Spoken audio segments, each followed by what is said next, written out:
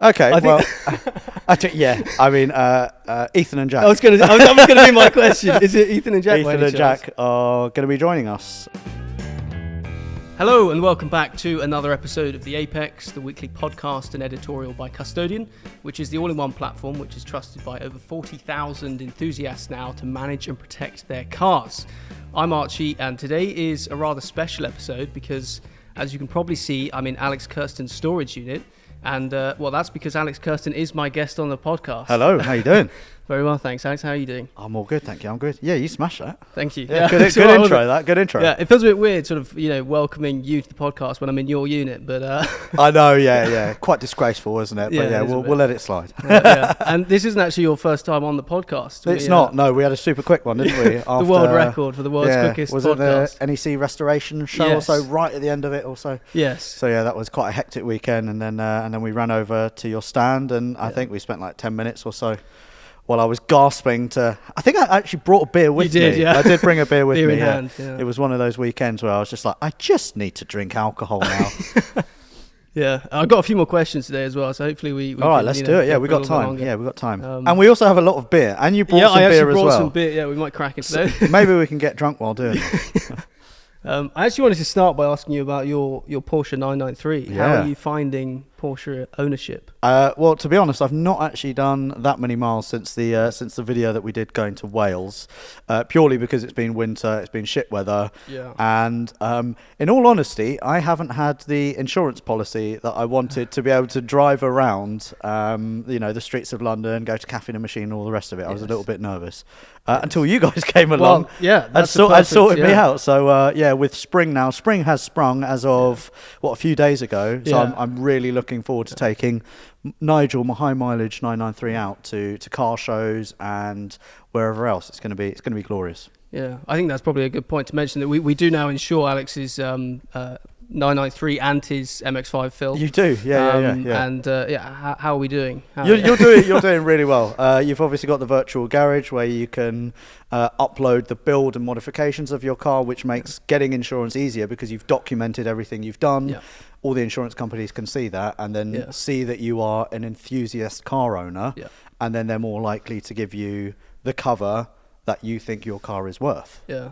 That was very good, thank you. I know, yeah. I'm not even reading off the script, but genuinely, like both of these cars are covered to the value that I am comfortable with, and I know that they are worth. Any feedback for Lewis? Anything he could be doing better? Or I mean, where is he? He should be making tea. So yeah, Lewis, get your ass over here next time. Awesome. No, but you guys are genuinely awesome, and you're a young company as well. Yeah, we're still like a startup, really. You know, very early days, but it's going very well. I'm pleased to report, and to have cars like you that are insured with us now is pretty cool. Yeah. So this isn't just a car insurance podcast. Yeah, I'm gonna. Yeah, it's just genuinely. This is just fact, and I'm genuinely happy. So, no, good. Cool. Well, I'll pass that on to the team, but that's good to hear. Yeah, nice. Obviously, I want to talk about some of the other cars in your garage and your content more generally as well. I mean, you're affectionately known as the king of the shitbox. Yeah.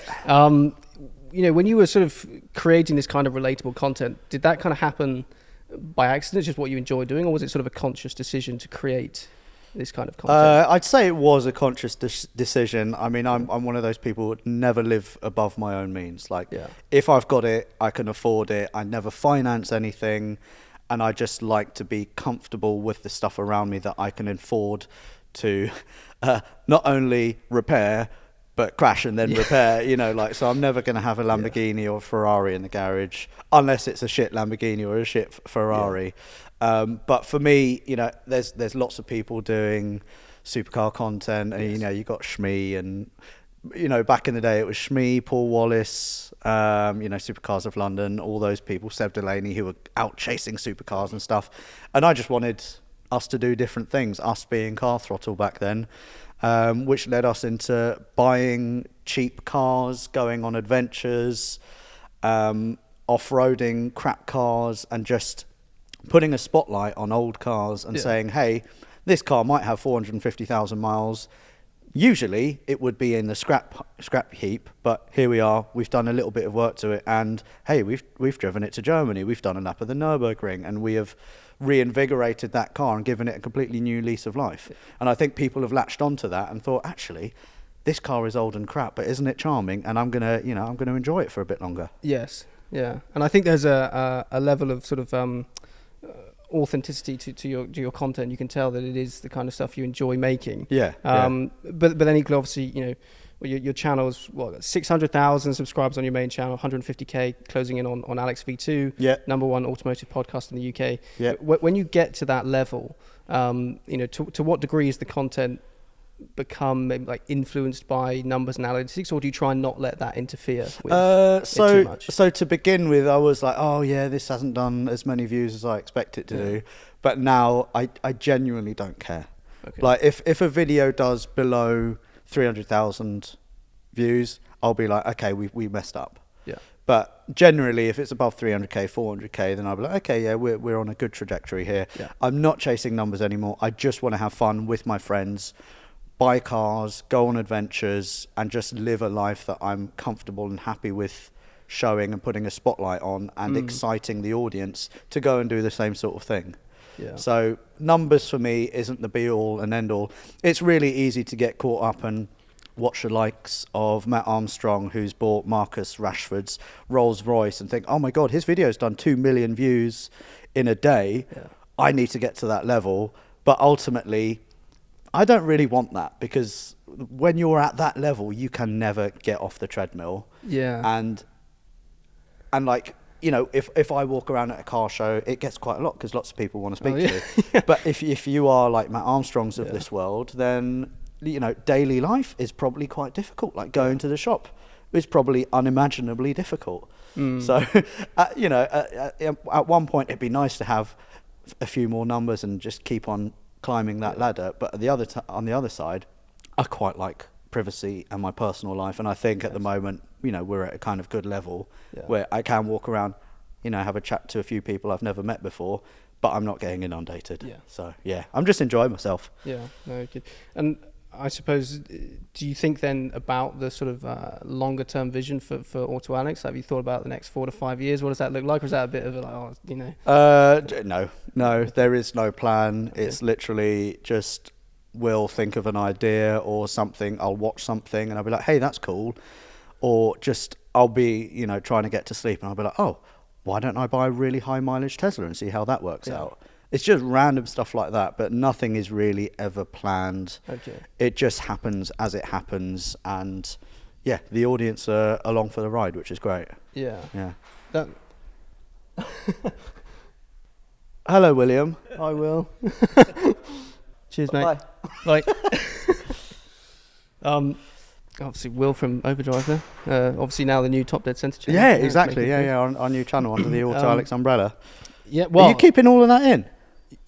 Well, I don't know. Oh, okay. We'll see how I feel in the edit. But I guess on that, you know, you see the way that YouTube sort of pans out for some big channels. So like Linus Tech Tips, I don't know if you're familiar with him, right? So massive channel, and then he's got all these like subsidiary channels. Yeah. And I think he has a fairly similar path to you in the sense that he was at a company that he didn't have like a fantastic experience with. He's branched out on his own, and now he's built this kind of like a media group. Yeah. Is that something that sort of has crossed your mind a bit in terms of like, I could do something similar in the car space? So if you'd have asked me 2 years ago, or coming up to 2 years when I started Auto Alex, absolutely not. I just wanted to have a YouTube channel and do my own thing.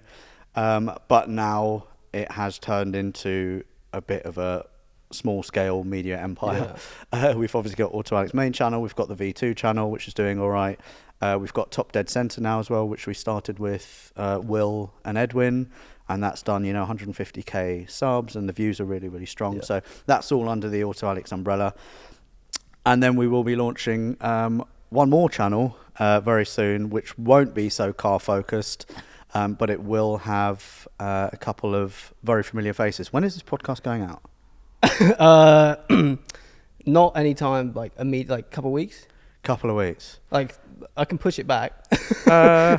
Okay. Well, I mean, Ethan and Jack. That was gonna be my question. Is it Ethan and Jack? Ethan and Jack are going to be joining us, and yeah, it's quite bizarre because we're going to have 1, 2, 3 separate channels, but the whole former Car Throttle team are together again. So it's like our version of the Sidemen. Yeah, literally. So wow. So we've got big plans with that. Ethan and Jack are actually going to be starting filming in the next couple of weeks. We're currently, what are we now? End of March. We're in the contract stages at the moment. Okay. So just got to get the contracts over to them. They're going to sign, and then away they go. That's big. So that's cool. So it's really nice that I've been able to start this channel with Rory. Obviously, Rory is integral to everything, and now I'm able to employ, friends from Car Throttle. I employ my wife 3 days a week as well to look after the books. And it's cool. It's really cool. And my friend, one of my best friends, Chris Hill, with whom I do the Auto Alex merch as well. So we're 50-50 with the merchandise. Yeah. And he's quit his very well paid job to do this full time. And it's just cool. It's a little bit scary when you think about the amount of people that are now under the kind of Auto Alex umbrella. But it's going well, and I'm surrounded by really good people. So I think that's it. It sounds like you just built this group of your friends, really, and your family and loved ones. I mean, what a better situation than that? It's just accidentally happened. We've got a guy called Josh as well, who's a mechanic. He's been on camera a few times, and he's gonna potentially be leaving his job to join us full time as well. So taking over the So all in all, it'll be about 10 of us, I think. Yeah, goodness me. So obviously the Top Dead Center channel is already going. Yep. Have you been imparting wisdom to Will and Edwin on that front, or are they? Well, I mean, they're already very skilled at what they do, and they've got their own ideas. And when we started talking about the channel, we talked through ideas. Okay. And they said, hey, there's this Porsche 996 that we'd really like to buy and do a restoration on, and it's fire damage, blah, blah, blah. So that was the first project car that, that Auto Alex paid for. Right. And then hopefully the channel will start paying for itself. So I think within 2.5 months, the channel will be washing its own face, which is fantastic. And then hopefully, the sky's the limit for the guys. Yeah, that's pretty. Obviously, to go from Car Throttle, all these guys, and then years later you sort of bring them back together. Perhaps as it should have been. Originally, sort of thing. Well, I mean, I understand budgets and how much people need and deserve to run a good YouTube channel. Yes. The thing is, like, over the past 3-4 years, Car Throttle has been strangled because companies haven't understood how much money it actually takes to make money on YouTube. You have to spend a lot of money. You've got to throw loads of money at it to make money. And that's what I understand. And I know the perks that I would want if I was, in Edwin or Will's or Ethan or Jack's position. Yeah. So I'm like, hey, just have it. Just run with it. Yeah. And if they're happy, they're going to do good things, and, it benefits everyone. Yeah. No, that's... Yeah. But we'll see. But yeah, Top Dead Center so far going really well. That's really, I'm very pleased to hear that. I mean, that's a bit of a bombshell that you've just dropped. I mean, that's cool. But I guess I want to sort of talk a little bit about your own sort of journey as well to this point. Mm-hmm. And obviously you've spoken about the level of support that you've had from friends in your journey, people like Mike Brewer offering to financially support you in the early days when you launched Auto Alex. Yeah. What was it like to suddenly be in the driving seat of your own channel? Was that a very liberating moment, or was it? Yeah, I mean, it started off quite liberating, and then the first video dropped, and it just went mental. Yeah. And I think after 2 weeks, there was 250,000 subscribers, and I was like, shit! Like, there's a lot of people now who, quote unquote, depend on me for entertainment and stuff. And then I just felt the weight of the responsibility on me. It sounds like I'm blowing it out of proportion, but when you're in that bubble by yourself, it is a lot. And I just remember speaking to my now wife, Rianne, and saying, do you know what, if I could click my fingers and just go back to normal life, which was just working at Car Throttle, I would probably do it, because I have the security blanket of having a salary and having a boss that tells me if I'm doing a good job. And now it's up to me to do that good job and to make sure that videos go out week on week. And I don't think we've ever actually missed a video in 106, 107 videos on the channel. But yeah, it was a lot, and then I just managed to just drag myself through the other side. And like I said, Rory has been integral to building the business really, Yeah. and coming up with ideas and all the rest of it. So it's gone from strength to strength. We obviously met up with Taylor. Yeah. And, you know, he's great on camera and he comes up with weird and wonderful ideas. And, you know, when we go on road trips and stuff, there's never a dull moment. Yeah. So I think, you know, the audience have latched onto that, and the channel has evolved because of it. Yeah.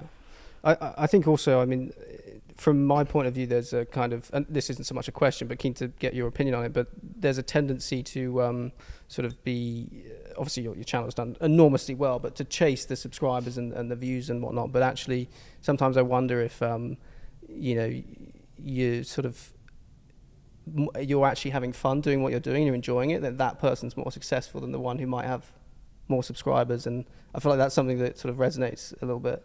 Yeah.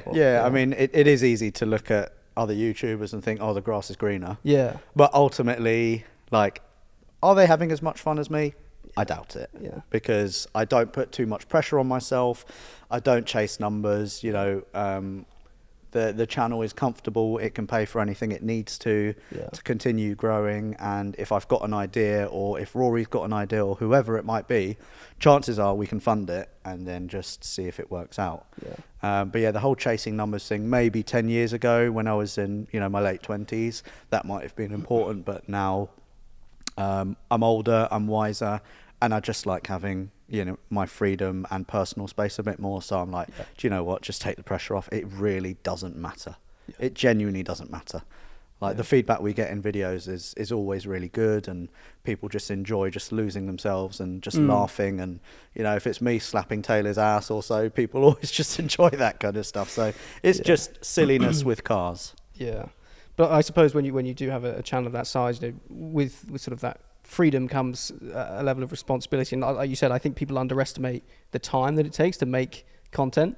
You know, what do your days actually look like at the moment? Do you have like meetings and stuff, or what's the sort of pretty flat out? Yeah, I mean, I've got meetings with channel sponsors and all the rest of it, and meetings with companies with whom we do videos with. Like, I've got a meeting at 10:45 with a crash test company, which will be quite cool. So hopefully start crashing some cars with them. Hopefully not the ones we insure. No. Although I'll get a bloody good payout. But no, I mean, a day kind of looks like, you know, on a weekend, I'll chat to Rory and say, okay, like, this is what we need to do this week, or he'll tell me what we need to do. We'll get to the unit about 10, and then we'll start filming 10:30, 11. Right. And if that's, you know, we need to buy a car. Like yesterday, for example, we did a K-car challenge, and we sat down on the sofa, opened up Facebook Marketplace, and searched for a K-car for £2,000. We found one, we bought it, we look around it, we go for a little drive, and then it's 4 days in the edit, and then it gets released that week. So chances are, if we filmed it on a Monday, it will be coming out on a Thursday. Yeah, that's a lot. We're always chasing our tails, unless we go on the kind of road trips, you know, like the Nürburgring road trips, where we can get 3 episodes filmed in 4 days. Then we have a buffer of about 2 weeks. But then inevitably, we are always chasing our tails like 3-4 weeks later. Not that we take our foot off the gas, but stuff happens in life that means you can't film. Yeah, definitely. I suppose, you know, with all this going on, I feel like I kind of maybe already know the answer to this, but how do you make sure that what you're doing is still something you enjoy? Because if I'm ever bored, I just won't get any enjoyment from it, and I don't think that will resonate very well with the audience on camera. And if they see that I'm just not enthused by something, then chances are I am bored and I'm not going to do it. Like, for me, it's important to come up with an idea and then execute it quite quickly. Otherwise that idea can become quite stale, or chances are you've got an idea and then another YouTube channel does it and you're like, bloody hell, that was such a good idea, I should have done it at the time. But yeah, I mean, strike while the iron's hot, and chances are if you do have an idea that you think's cool, it probably is cool, so just crack on with it. So what are some of the plans you've got for the rest of the year? Obviously, Shedfest is in May, is that? Yeah, Shedfest is the second Auto Alex car show, which is a celebration of shitboxes, high mileage heroes, project builds, all the rest of it. It's, you know, it'll be one of the UK's largest gatherings of shit cars. So I'm super excited. So that's on May the 4th. Are there tickets for that still available? There are still tickets, yeah, but all the show car tickets have sold out, and spectator tickets, I think we're halfway through. Yeah. But we're looking at 15,000 people. Yeah, and the show's got really, really cool sponsors. You know, headline sponsor, main sponsor, and all that. So we've got big stage area. We've got Tavares coming over. Mike Brewer's going to be there. I've invited Mighty Car Mods as well. So yeah, it's going to be hectic. Like if last year was anything to go by, we sold out 5,000 tickets very quickly, and it was brutal. Like it was brutal. We had our marquee there selling merchandise, and you know, from 8 a.m. to 4 p.m. there was a queue of probably 500-600 people wanting to buy stuff or chat to us or get stuff signed. Yeah. So it's going to be a tough day, but it's going to be loads of fun. We're going to have podcasts and invite guests, and the TDC guys will be there, and Ethan and Jack will be there, and Mike Brewer, Tavares, and we'll get everyone up on stage. And we're also going to do a car giveaway, which will be fun.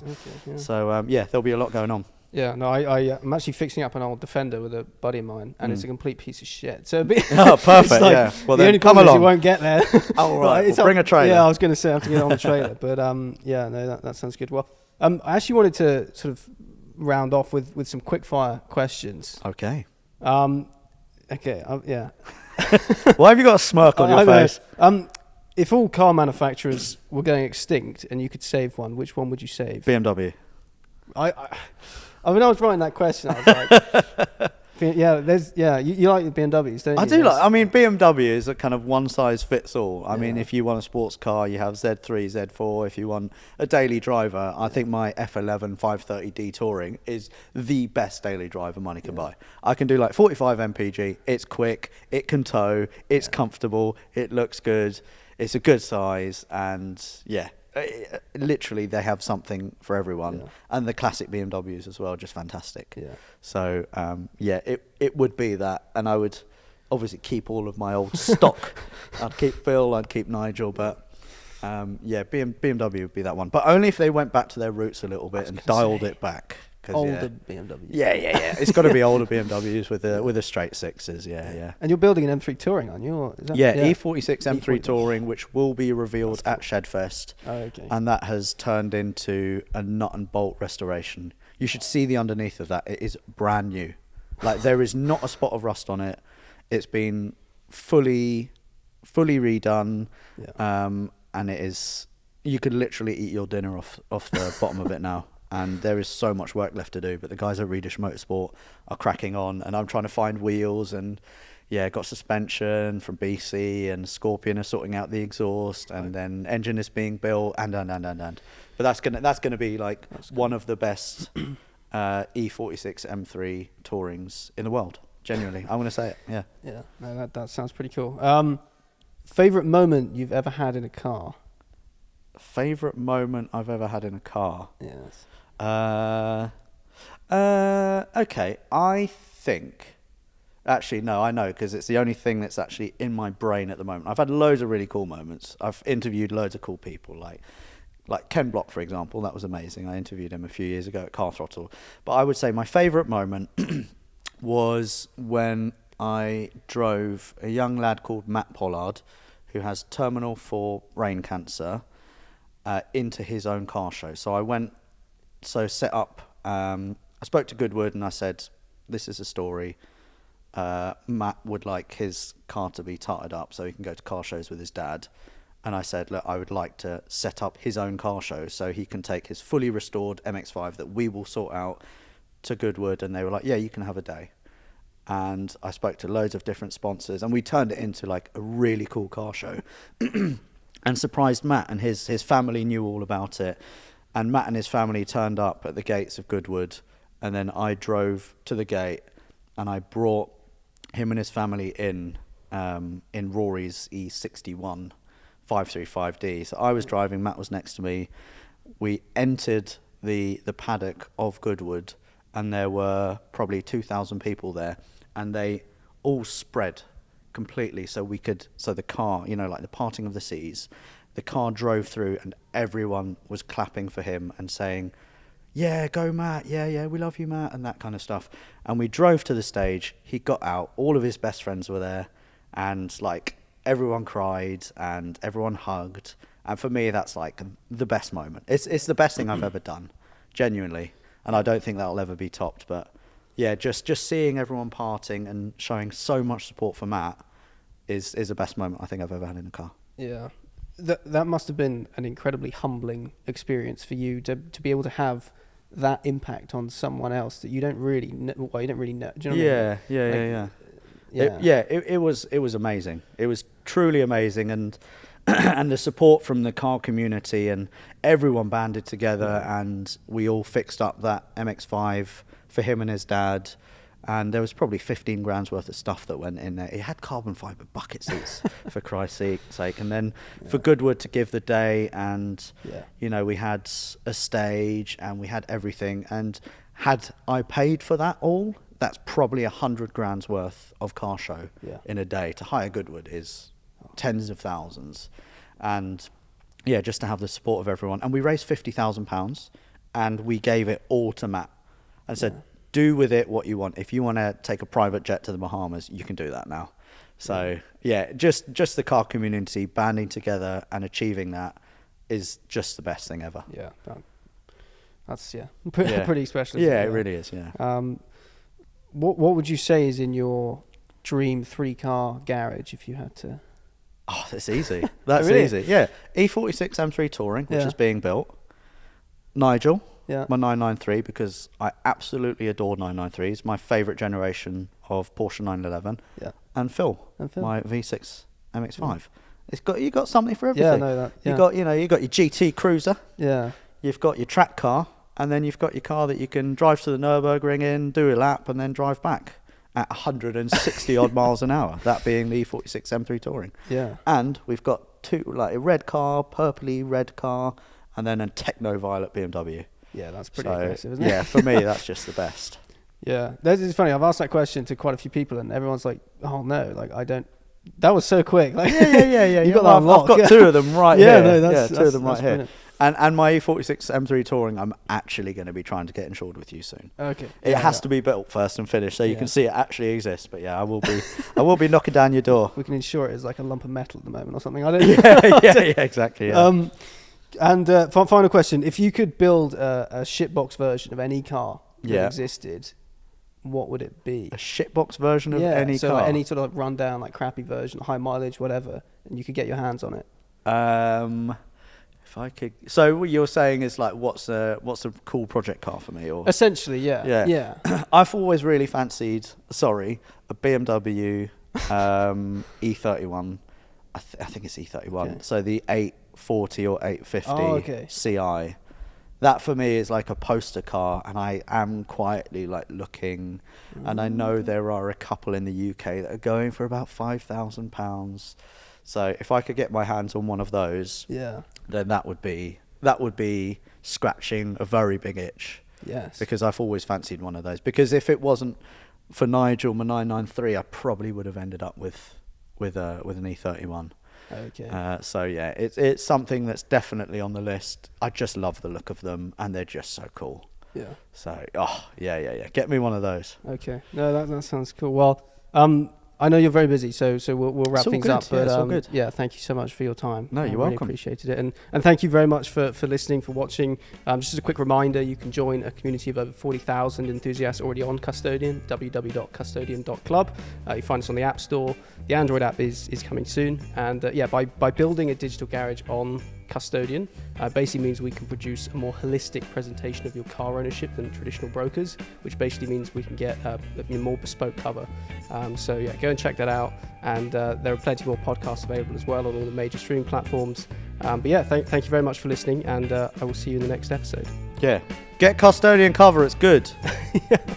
All right, cheers Alex. No worries. See you soon. Bye bye.